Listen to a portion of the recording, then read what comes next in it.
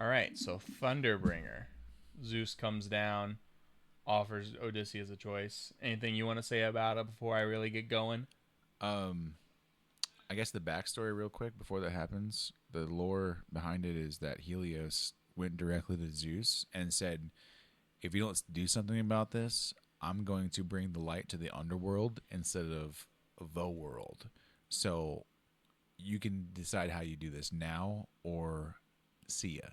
So Zeus immediately reacts, and this is what his reaction is, kind of Yeah. thing. I mean, that might be how it works in the myth. Um, I like to think of it more direct, like without the drama, just for this specific narrative. But I really love like one thing is that I love Zeus's portrayal here. As we'll see in future arcs, his character undergoes is some character assassination, to put it lightly. Um, but he comes down and he's just fucking saucy. He's got big dick energy out the wazoo. Yeah, he's not scared Um, of anything. he's I mean, his very first lines is just saying that pride is a damsel in distress, hiding away where only he can undress her. Like this is a man who sleeps with many women and is proud as hell about it. And Hair is not, well, yeah, well that's Hera. but But it's definitely very interesting, Uh, Odysseus makes some major mistakes, and then down comes a guy, like a more confident, a more powerful, a more sexually successful guy to just demolish him basically, right. and and I feel like that plays very interesting with the psychological things. It's kind of like the equivalent of there's always a bigger fish, but more the idea like there's always another dude out there that's cooler than you are. And Zeus is definitely like still an asshole, but he's not just an asshole. He's got something. He that pride he has, he can back it up, which is what I think is interesting. Well, he has the power of the gods. Yeah.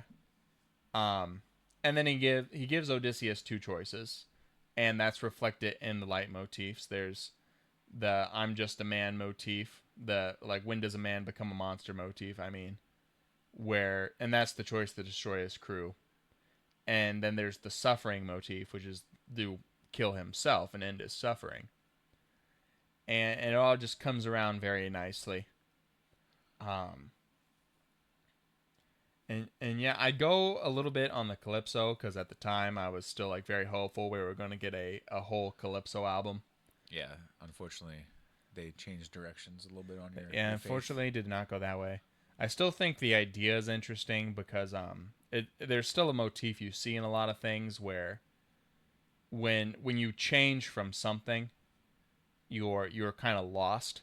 Like probably the most relevant here would be the story of Moses from the Bible because he goes from a tyranny into a desert. So like as soon as they break free of a tyranny, he spends 40 years lost in the desert. And Odysseus here, I've talked about him dominating a shadow, being tyrannical over himself. And then immediately after, he gets stuck on an island that he can't escape from, and he's lost.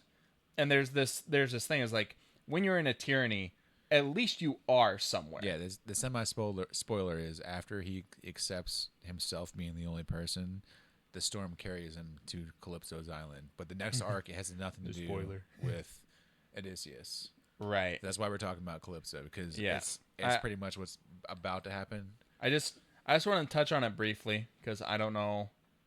I feel like when we actually review the next album, I spend more time complaining than talking about the psychology that's just not present there anymore. um, I mean, do you feel like that the next album was like rushed,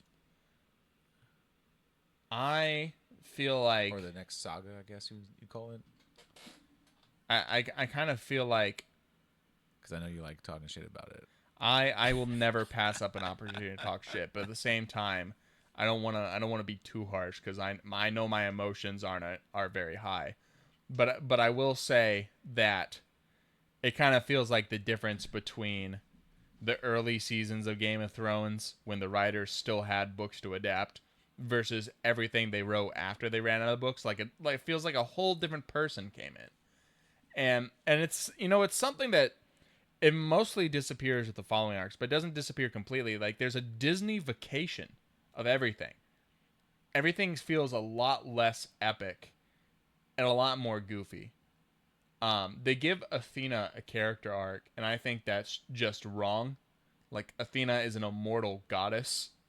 Um, while she's not immune to change, she like God, She's the God, smartest person I in the don't want to world. get into all my issues here, All right, but I it's just too much. it's too much. I got too much baggage with that. There'll be more extra baggage videos in the future. We'll call them. Maybe one day I'll just like sit down and talk for 2 hours about every single facet that I hate about that album. That's a strong word.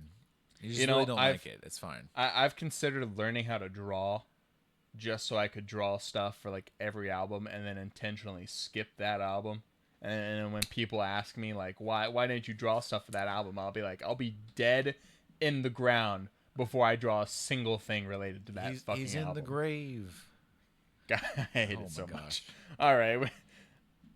It's I didn't want to get off tangent, but you asked me, AJ. You asked me. You brought me to this.